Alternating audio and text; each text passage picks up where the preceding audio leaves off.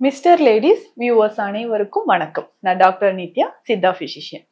உடல் சூடு இது வந்து வெட்டை சூடு அப்படின்னு நம்ம சொல்லுவோம். மூலாதார சூடு அப்படின்னு சித்த மருத்துவத்துல சொல்லுவோம். உடல் உஷ்ணம் அதிகமாக இருக்கும்பொழுது நிறைய பிரச்சனைகள் நமக்கு ஏற்படுது. உடல் சூட்டை தணிப்பதற்கு என்ன வழி? முக்கியமாக நம்மளுடைய உணவு முறைகள் மூலமாகவும், அடுத்தது பார்த்தோம்னா நம்ம சாப்பிடக்கூடிய உணவில் எது எது தேவையற்றது, தேவையானது, இதை வந்து நம்ம ஃபாலோ பண்ணிக்கும் போது கொஞ்சம் கொஞ்சமாக நம்ம உடல் சூடு தணிந்து நல்ல மாற்றம் கிடைக்கும். உடல் அதாவது இந்த வெட்டை சூடு அப்படின்னு சொல்ற விஷயமோ, மூலாதார சூடு அப்படின்னு சொல்ற விஷயமோ நமக்கு குறைய ஆரம்பிக்கும். அதிகமான உடல் உஷ்ணம், அதாவது இந்த சம்மர் டைம்ல தாங்க நமக்கு அதிகமா உடல் சூடாகுது அப்படின்னு கிடையாது. மற்ற நேரங்கள்லயுமே எப்பவுமே உடல் சூடு இருக்கக்கூடியவங்க இருக்காங்க. இந்த உடல் சூடு, உடல் உஷ்ணம் இருக்குன்னா என்னென்ன அறிகுறிகள் நமக்கு தெரியும்? அதிகமான தலைமுடி உதிர்தல், கண் எரிச்சல் பிரச்சனை நிறைய பேருக்கு இருக்கும். கல்லீரல் தொடர்பான சில பிரச்சனைகள், அதாவது லிவர்ல வந்து பார்த்தோம்னா இன்டைஜஷன் ப்ராப்ளம் இருக்குது. சரியா எனக்கு வந்து டைஜஷன் ஆகலைங்க. காலையில எந்திரிச்சோடனே வாயில ஒரு கசப்பு சுவை தெரியறது நம்ம பாக்குறோம். சோ கசப்பு சுவை இருக்குது, வாந்தி வர மாதிரியே ஒரு உணர்வு இருக்கிறது. இந்த மாதிரி எல்லாம் நமக்கு விஷயங்கள் நடக்க ஆரம்பிக்கும். உடனே வந்து பார்த்தோம்னா ஆண்கள் இதுல அதிகமாக இந்த வெட்டை சூடு, மூலாதார சூடுன்னு சொல்ற ஒரு விஷயத்துல ஆண்கள் அதிகமாக பாதிப்பு அடையறாங்க அப்படின்னு சொல்லலாம்.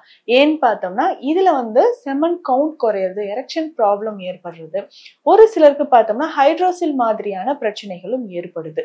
சோ அதே மாதிரிதான் மூலாதார சூடு ஏற்படும் போதும் இந்த மாதிரி பிரச்சனைகளோட இன்ஃபெக்ஷன் அதிகமாக ஏற்படுதுன்னு சொல்லலாம். ஸோ இன்ஃபெக்ஷன் அப்படின்னு சொல்லும்போது யூரின் பாஸ் பண்ணும்போதே ஒரு பர்னிங் சென்சேஷன், எரிச்சலோட சிறுநீர் கழிக்கிறது, இல்ல சிறுநீர்ல விந்தணுக்கள் கலந்து வெளியேறுவது, ஸ்பெர்மட்டூரியா அப்படின்னு சொல்ற ஒரு கண்டிஷன். ஸோ இந்த மாதிரி இருந்தாலும் மூலாதார சூடுன்னு சொல்றோம். இந்த மூலாதார சூடு, வெட்டை சூடுன்னு சொல்ற ஒரு விஷயம் வந்ததுன்னா நம்ம உடல்ல உடல் எடை குறைஞ்சிக்கிட்டே போறதை நம்ம பாக்குறோம். குறைஞ்சிக்கிட்டே போறது ஒரு சைடு நம்ம பார்ப்போம்.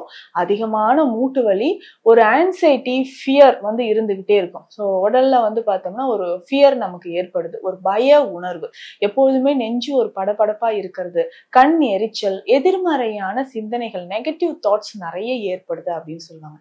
ஸோ இந்த மாதிரி காரணங்களால நமக்கு இந்த உடல் உஷ்ணம் இருந்துகிட்டே இருக்கு. இதை தணிப்பதற்கு நம்ம என்ன செய்யலாம்? பல வகையான விஷயங்கள் இருக்கு.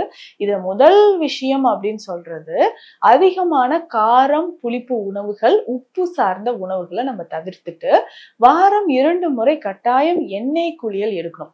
சோ இந்த வெட்டை சூடு அப்படின்னு சொல்லக்கூடிய விஷயம் உடல் சூடு தணிப்பதற்கு ஒரு ஸ்பெஷலா ஒரு தைல வகை இருக்கு. சோ இந்த தைல வகை பார்த்தோம்னா இதுல சேரக்கூடிய மூலிகைகள் உடல் உஷ்ணத்தை நமக்கு தணிக்கக்கூடியதாக இருக்கு. சோ அப்படி பார்க்கும்போது நமக்கு இதுல மூலிகைகள் அப்படின்னு சொல்லணும்னா முதல்ல நல்லெண்ணெய் நம்ம எடுத்து வச்சுக்கணும். அதனோட வந்து பார்த்தோம்னா கற்றாழை சாறு ரொம்ப ரொம்ப முக்கியம். சோ கற்றாழை சாறு வந்து இதுக்கு நமக்கு தேவை. அடுத்ததாக செவ்விளநீர், எல்லாமே வந்து ஒரு 300 ml இருக்கிற மாதிரி எடுத்து வச்சுக்கணும். சோ கற்றாழை சாறு வந்து ஒரு 300 ml, செவ்விளநீர் ஒரு 300 ml, பசும் பால் வந்து ஒரு 300 ml எடுத்து வச்சுக்கணும்.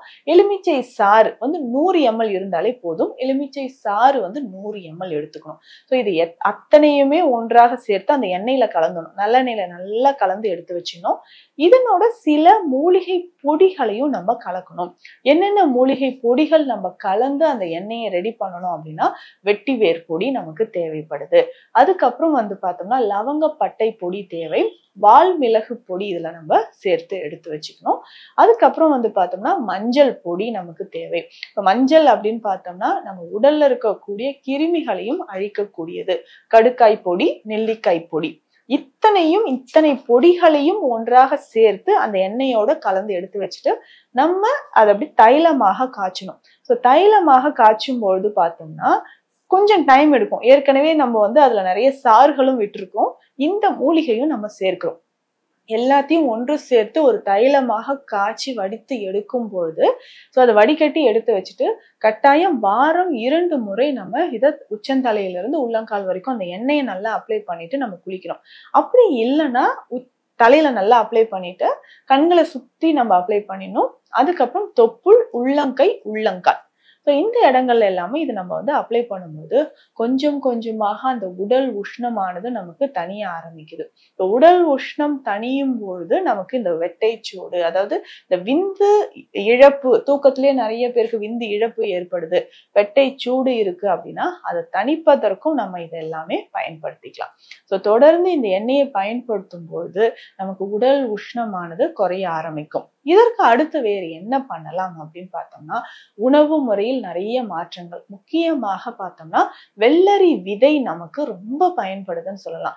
ஸோ நிறைய பேருக்கு ஏற்படக்கூடிய, அது பெண்கள் நிறைய பேருக்கு பார்த்தோம்னா இந்த வெள்ளைப்படுதல் பிரச்சனை இருக்கும், இர்ரெகுலர் பீரியட்ஸ் இருக்கும். ஸோ இதை சரி செய்யறதுக்கும் நமக்கு வெள்ளரி விதை வந்து பயன்படுது.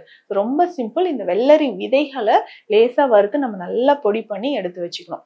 ஸோ இந்த பொடியை நம்ம எப்படி பயன்படுத்த போறோம் அப்படின்னா, நல்லா காய்ச்சின பால்ல இந்த வெள்ளரி பொடி 1 ஸ்பூன் அளவுக்கு, ஏலக்காய் பொடி 1/4 டீஸ்பூன் அளவுக்கு கலந்து தினம்தோறும் நாட்டு சர்க்கரை சேர்த்து தினம்தோறும் நம்ம குடிச்சுக்கிட்டே வரும்பொழுது உடலில் இருக்கக்கூடிய அதிகப்படியான உஷ்ணம் நமக்கு குறைய ஆரம்பிக்கும். அதே மாதிரி ஆண்களுக்கு ஏற்படக்கூடிய விந்தணுக்கள் குறைபாடு, உடல் உஷ்ணம், இதை தணிப்பதற்கும் நமக்கு இந்த வெள்ளரி விதை பொடி நமக்கு பயன்படுது. ஸோ தொடர்ந்து இதை நம்ம பயன்படுத்திக்கிட்டே வந்தோம்னா நம்ம உடல் எடை குறைப்பு காரணமே இல்லாம வெயிட் லாஸ் ஆகிட்டே இருக்குங்க. சாப்பிட்ற உணவு எங்க போகுதுன்னே தெரியல. இது வந்து நிறைய பேர் வெளியே சொல்ல மாட்டாங்க. பெண்கள் பார்த்தோம்னா இந்த வெள்ளைப்படுதல் பிரச்சனை இருக்குன்னா அதை வெளியிலயும் சொல்ல மாட்டாங்க. ஸோ அந்த மாதிரி இருந்தாலும், இல்லை ஆண்களுக்கு யூரின் போகும்பொழுது அதுலயும் செமன் கலந்து வெளியேறுது அப்படின்னா, இதனால உடல் எடை குறைஞ்சிக்கிட்டே வருது, எந்த ஒர்க்லயுமே வந்து நாட்டம் இல்லாமல் இருக்கிறது, ரொம்ப உடல் உஷ்ணத்தினால டென்ஷனும் அதிகமாகிற மாதிரி இருக்கும்.